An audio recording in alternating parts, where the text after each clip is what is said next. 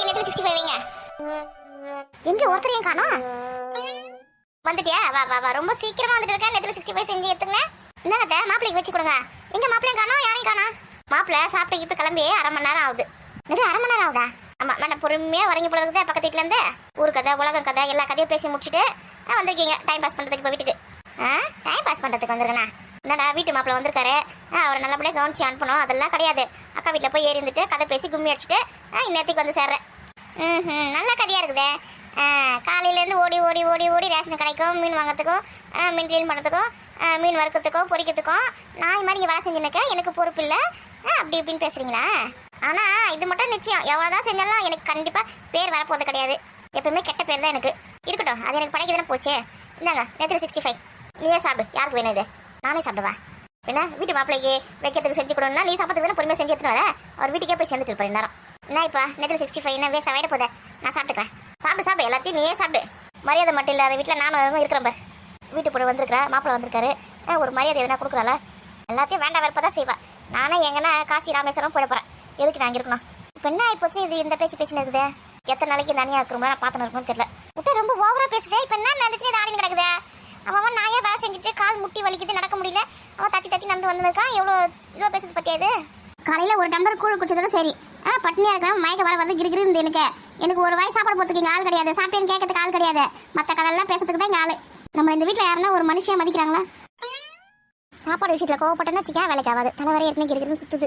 அத்தை மீன் குழம்பு சாப்பாடு எடுத்துருவாங்க. அத்தை பசிக்குது எனக்கு. வரேன். உங்களுக்கு வேலை செய்யறதுக்கு தான் நடக்கிற வீட்டில் இவ்வளோ நேரம் மாப்பிள்ளை வந்துட்டு சொல்லிட்டு எப்படி ஜிங்கு ஜிங்கு ஜிங்கு நாடி நின்றுது. நம்ம ஒரு சாப்பாடு எடுத்து வந்து கொடுக்க சொன்னால் நான் பேச்சு பேசுறது பற்றியா? வீட்டு மாப்பிள்ளைனா ஒரு மதிப்பு மரியாதை, மருமகனா மதிப்பு மரியாதை கிடையாது. ஆமாம், வீட்டு மாப்பிள்ளைக்கு மருமகளுக்கு வித்தியாசம் இல்லை. இது அப்படி வயசான காலத்தில் காலையிலேருந்து நானும் ஓடி ஓடி வேலை செஞ்சுருக்கேன். குறுக்கெல்லாம் வலிக்குது. சரி உட்காருங்க, நான் போய் எடுத்துன்னு வரேன். பத்தியா இன்னும் நான் குழம்பு வறுத்து மீன் தண்ணி எடுத்துட்டு வந்தால் தானே அதை எடுத்து வர மாட்டேன். வாழையில் எங்கேருந்து கிடச்சிது உங்களுக்கு? பரிமளா வீட்டுக்கு முருகை கேக்கில் போனால அப்போ எடுத்துன்னு வந்தேன். இது மட்டும் பரிமளாக்கு தெரிஞ்சுன்னு வச்சுக்கேன். அவ்வளோதான். நீங்கள் நீ சொல்லாமல் இருந்தால் சரி. அதான் சரிதான். நித்த நித்த நெல்லுச்சோறு கத்திரிக்கா நேத்து வச்ச மீன் குழம்பு என்ன இழுத்துதாடி. எல்லாம் சுத்தமாக கழுவிதான் அது சாப்பாடு போட்டுக்கோ. அத்தை நீங்கள் சாப்பிட்டீங்களா? நான் எங்கே சாப்பிட்டேன்? நான் இன்னும் சாப்பிடல. உட்காருங்க, நீங்களும் சாப்பிடுங்க. அப்படியே இரு, இன்னும் மீனும் தண்ணி எடுத்துன்னு வரல. உட்காருங்க, அதை நான் போய் எடுத்துன்னு வரேன். வேணா உட்காந்துட்டா எழுந்துக்கிட்டேன். உட்கார். இந்த மாமியாரை நம்ம திட்டுறோம், ஆனால் இதுதான் நம்ம அம்மா மாதிரி பார்த்துக்குது. அது மூஞ்சி எதிர்க்க மட்டும் இந்த வார்த்தையை சொல்லிட்டேன்னா அவ்வளோதான், கையில் பிடிக்க முடியாது. சும்மாவே ஆடாடுன்னு ஆடும். அப்புறம் தரையில் வந்து கால் நிற்காது. சாப்பிட்டு போய் பசங்க ஸ்கூல் வந்து கூட்டு வரணும். ஏம்மா எங்கன்னா கொஞ்ச நேரம் ரெஸ்ட் எடுக்க முடியுதா? எல்லாரும் எடுத்துன்னு வந்தீங்களா? உட்காருங்க. இருடி, கேரட் பீன்ஸ் பொரியல் இருக்கு, எடுத்துன்னு வந்துடுறேன். எது கேரட் பீன்ஸ் பொரியலா? அது கூட செஞ்சியா? ஆமாடி, காலை கட் பண்ணி வச்சுனேன். அதை நான் வேஸ்ட்டாக பண்ண முடியாது. பொரியல் செஞ்சு தான் வச்சுருக்கேன். இப்போதான் தெரியுது மாப்பிள்ளையே சாப்பிட்டு விருதுன்னு கிளம்பிட்டாருன்னு. மாப்பிள்ளைக்கு வச்சிங்களா அந்த கேரட் பீன்ஸ் பொரியல? ஆமாம், உடம்புக்கு நல்லதுன்னு நான் தான் வச்சேன். மீன் குழம்பு மீன் வறுவல் வச்சுட்டு பக்கத்தில் அந்த கேரட் பீன்ஸ் பொரியல் வச்சுருக்கீங்க. அதனால தான் மாப்பிள்ளை கடுப்பாய் உடனே கிளம்பிட்டு எல்லாமே நீங்கள் பார்த்த வேலை தான். எனக்கு வேறு நான் சொல்றீங்களா? அது அங்கேயே இருக்கட்டும். நீங்கள் உட்காருங்க, சாப்பிடலாம். அம்மா இந்த காலத்தில் நல்லா சாப்பிட்னா கஷ்டமாக இருக்குது.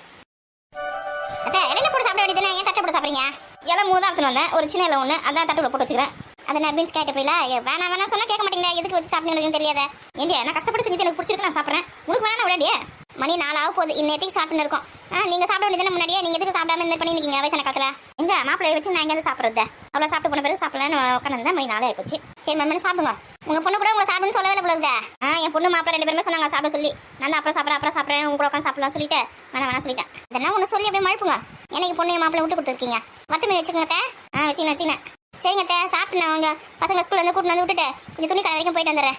நாளைக்கு ரிசப்ஷனுக்கு போகிறோம்ல, அது கொஞ்சம் ப்ளவுஸ்லாம் வாங்க வேண்டியது இருக்குது. போய் எங்கள் அக்கா கூட போகுது, அவங்க பசங்க ட்ரெஸ் எடுக்கிறதுக்கு போயிட்டு வந்துடுறேன். ஏன் அன்றைக்கி வாங்கின ப்ளவுஸ் என்னாச்சு? அப்பப்போ காசு தண்டை வாங்கி நிற்பியா? ஒரு பண்டிகைக்கும் தீபாவளிக்கு பொங்கலுக்கு பிறந்த நாளுக்கு அதுக்கு இதுக்குன்னு வாங்கி பீரோ ஃபுல்லாக வைக்கிறதுக்கு துணி வைக்கிறதுக்கு கடை எல்லாமே கொட்டிங் கிடக்குது கீழே. அப்பப்போ துணி வாங்கி பணத்தெல்லாம் வேஸ்ட் பண்ணிடுங்க. அது போய் நகை நட்டு வாங்கினால தான் அவசரப்பத்துக்கு உதவும். துணி எத்துமே 1000 2000 கொடுத்து வாங்கின துணி எத்துமே அடக்கல்ல கொடுத்தா ஒரு 100 ரூபாய் தருவேன். அதுக்கு என்ன பண்ணுறது? அதுக்கோசம் பழைய ட்ரெஸ்ஸே போட்டு சொல்கிறீங்களா? கல்யாணத்துக்கு காட்சிக்கெல்லாம் போகும்போது இங்கே பாருங்க அத்தை, நம்ம என்ன தான் பணத்தை சேர்த்து வச்சாலும் ஓட்டுறதா ஓட்டும். உங்களுக்கு என்ன வேணும்னா சொல்லுங்க, வேணாம் எனக்கு எதுவும் வேணாமா? சரி அப்போ பசங்களை பார்த்துக்குங்க, போயிட்டு வந்துடுறேன். நிறைய பசங்களை பார்த்துக்கணும். ஐயோ பசங்களை எல்லாம் பார்த்துக்க முடியாது, நீ கூட்டு கையோட. அதுங்க சொல்ல பிடிச்சி கேட்காதுங்க. ஆமாம் தான், அதுங்க இழுத்துருந்தேன். பஸ்ஸில் ஏறிக்கினே சுற்றின்னு வந்து இருக்கிறேன். அதுங்களை கையில் பிடிக்கிறதா இல்லை பொருள் வாங்கினா வீட்டுக்கு வந்து சேரதானே? அதுங்க லைட்டுன்னு போனால் ஒன்றும் வேலைக்கு ஆகாது.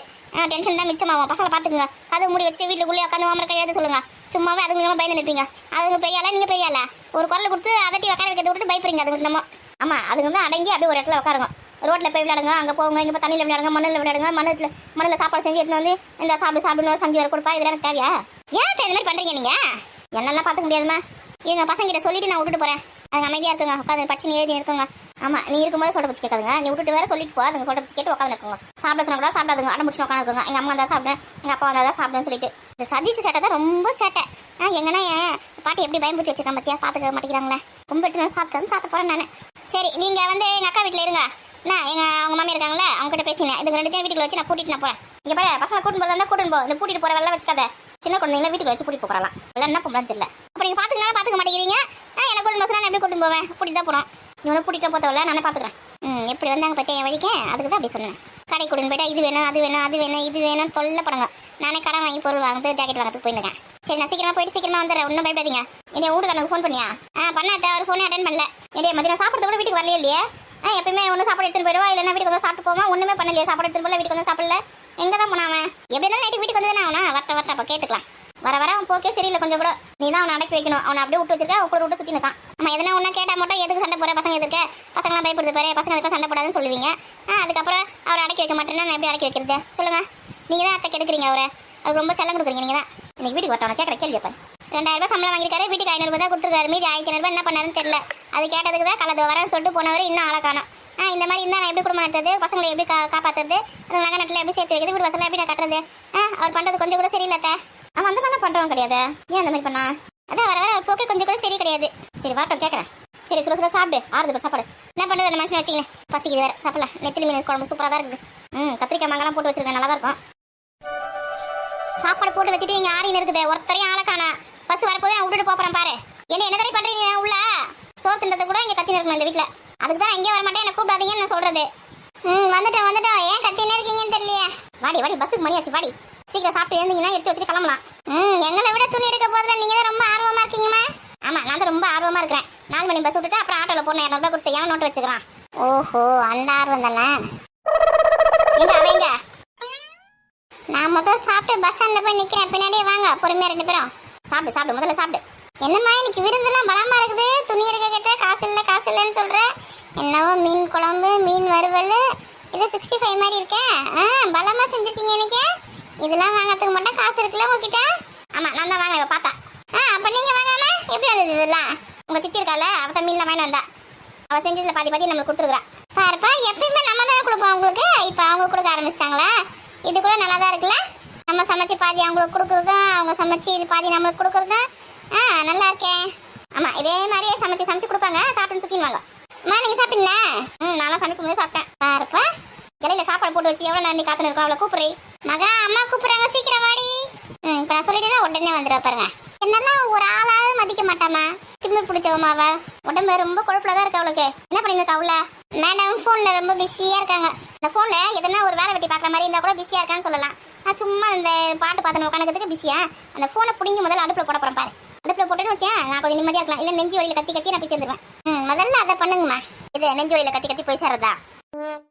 ஐயோ, நான் அதை சொல்லலம்மா. அவள் ஃபோன் எடுத்து அடுப்பில் போடுங்க, அதை சொன்னேன். போடுறேன். ஒரு நாளைக்கு அதுவும் நடக்குதா இல்லையான்னு மட்டும் பாரு. வந்துட்டியா? சாப்பிடு.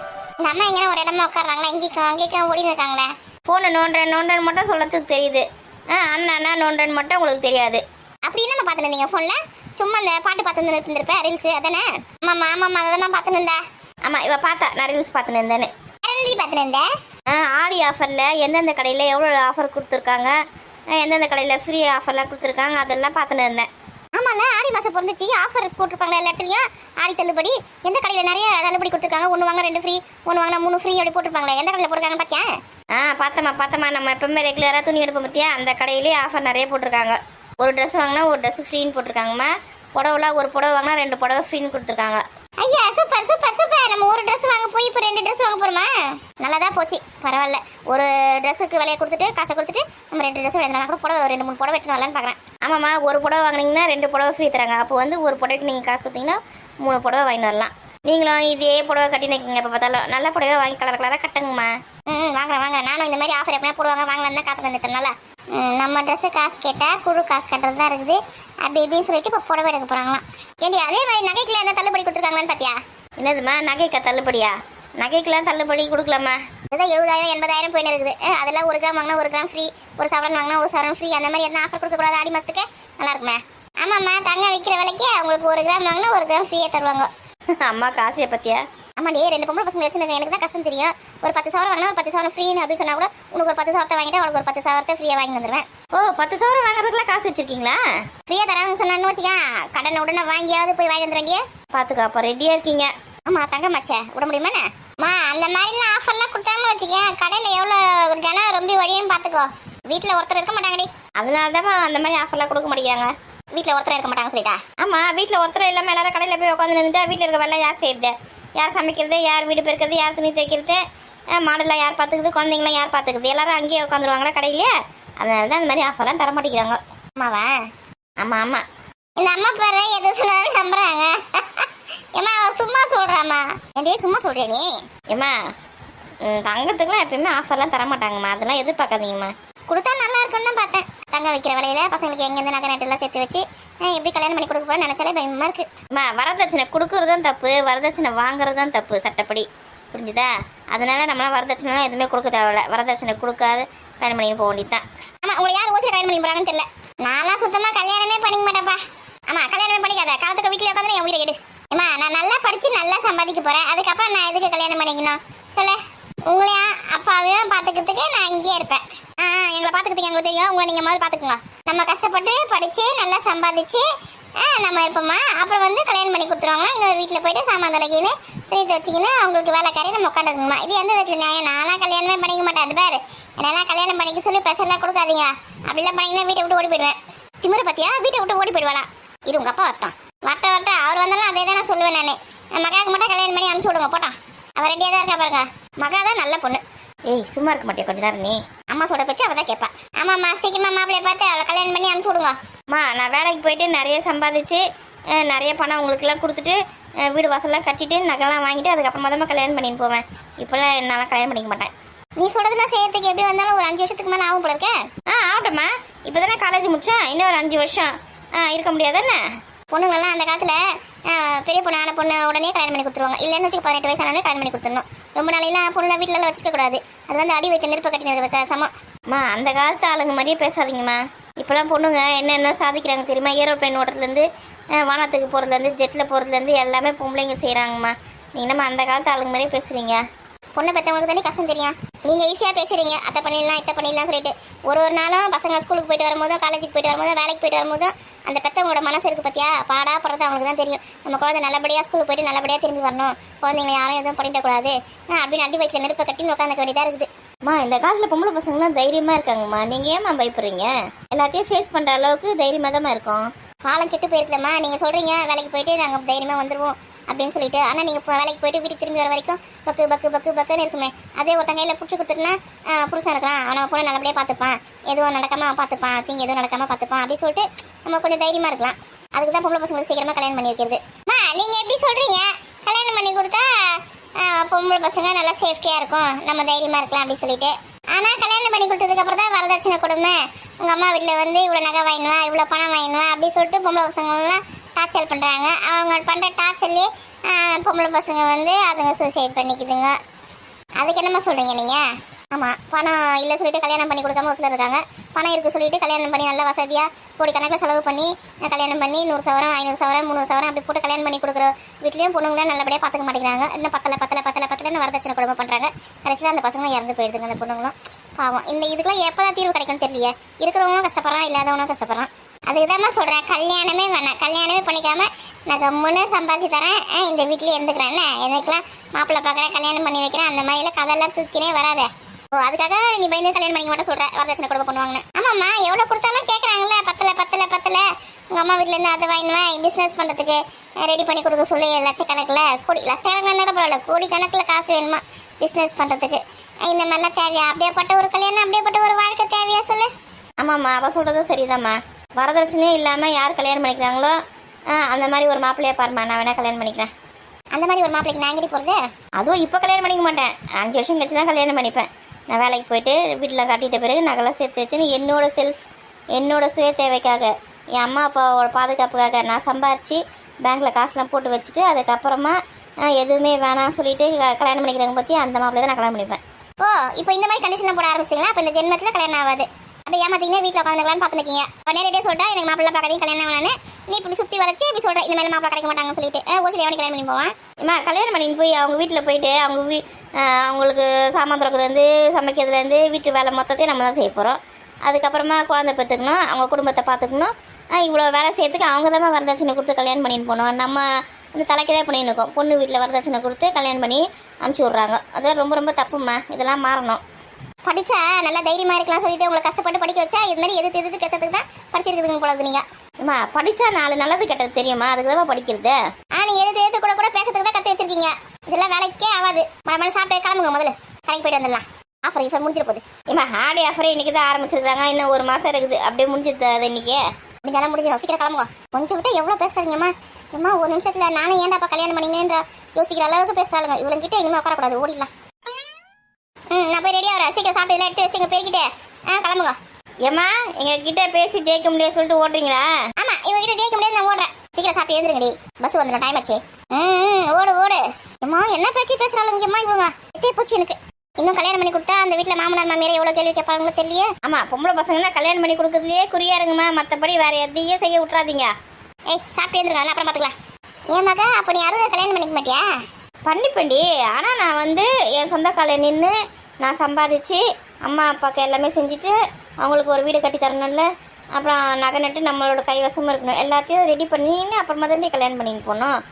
கல்யாணம் பண்ணுற ஆசையில் எதுவுமே இல்லாமல் சொந்த காலில் நிற்கிறதுக்கு ஒரு வேலை கூட இல்லாமல் போய் கல்யாணம் பண்ணின்னு போயிட்டேன்னு வச்சுக்கேன். நம்மளை வந்து ஒரு சந்தோஷமாக இருக்க முடியாது. ஒரு 10 ரூபா ஒரு பூ வாங்கினா கூட, ஏதோ ஒரு பிஸ்கெட் வாங்கினா கூட அவங்க கை தான் நம்ம எதிர்பார்த்துருக்கணும். புரியுதா? அதனால தான் ஒரு பொம்பளை பசங்களுக்கும் சுயமாக அவங்களுக்குன்னு ஒரு வேலை இருக்கணும்.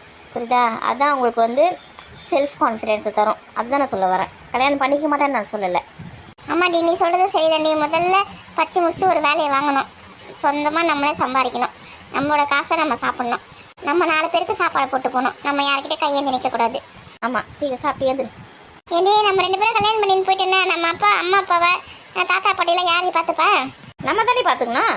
ஏண்டி, நம்ம தான் மாமியார் வீட்டுக்கு அனுப்பிச்சி விட்ருவாங்களே, அப்புறம் இவங்களை யார் பார்த்துப்பா? எல்லாரையும் ஒரே வீட்டில் வச்சிட வேண்டியது தான். மாமனார் மாமியார் அம்மா அப்பா எல்லாரும் ஒரே வீட்டில் இருக்க வேண்டியது தான். என் மாப்பிள்ளையோட அம்மா அப்பா நம்ம கூட இருக்கும்போது நம்மளோட அம்மா அப்பா நம்ம கூட இருக்கக்கூடாது என்ன? ஆமாடி, சரியான ஐடியாடி. நம்ம எல்லாரும் ஒரே வீட்டில் இருக்கிற மாதிரி பெரிய வீடாக கட்டி நம்ம எல்லாரும் ஒன்றா இருக்கலாண்டி. அதுக்கு முதல்ல படித்து முடிச்சுட்டு நல்ல வேலையை வாங்க.